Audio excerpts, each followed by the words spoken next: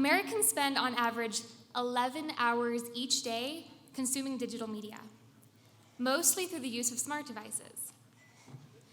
Add the 8 hours of sleep we should be getting at night, add another 8 hours of work, and soon there aren't even enough hours in the day to be focusing on any one thing at any given time.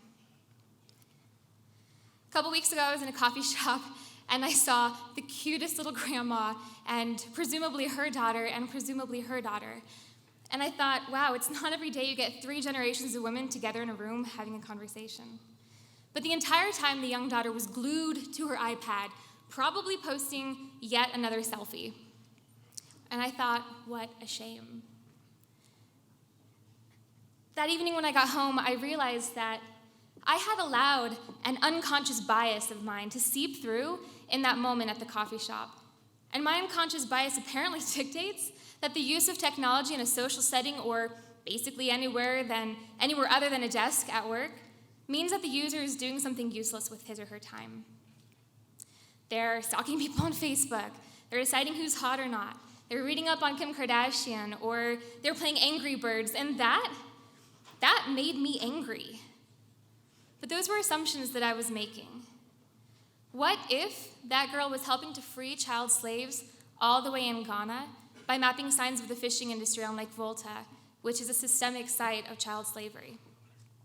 What if she was mapping actual brain neurons so that one day, very soon, neuroscientists can better understand the brain and help treat and prevent diseases? There are so many ways to do great things online. Sites like Zooniverse, iWire, OpenStreetMap, and TomNod all provide opportunities to engage through the use of technology to solve some of the world's toughest problems and looming mysteries.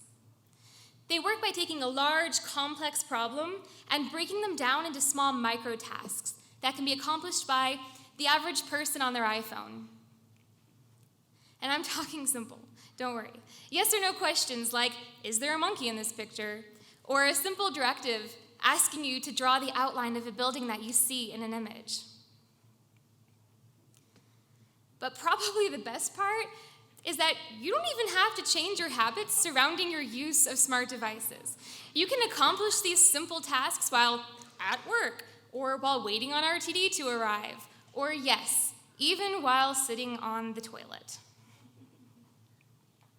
But collectively, the answers to all of these small tasks provide scientists and decision makers with data in a matter of hours or days, as opposed to months or even years.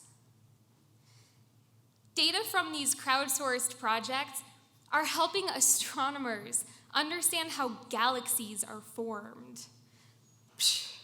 It's just like, think about that for a second. It's pretty incredible. They're also helping developing nations grow sustainably by mapping villages and their proximities to long-term water sources. They're providing fast assessment maps of damaged buildings and blocked roads for first responders who are delivering critical aid and supplies to the most vulnerable of people in the wake of a natural disaster. These opportunities and so many more are made possible by digital technology. They're also provoking empathy in people. They're inviting you and me to feel some ownership and to take stock in the future of this world that we share by choosing to use our 11 hours a day just a little differently. Helping prevent famine in South Sudan, playing Candy Crush. Both can be accomplished on an iPad. It really comes down to user choice. We can choose to disengage and to tune out. That'll no doubt have a negative impact on our ability to make connections with other people, to think critically about our world.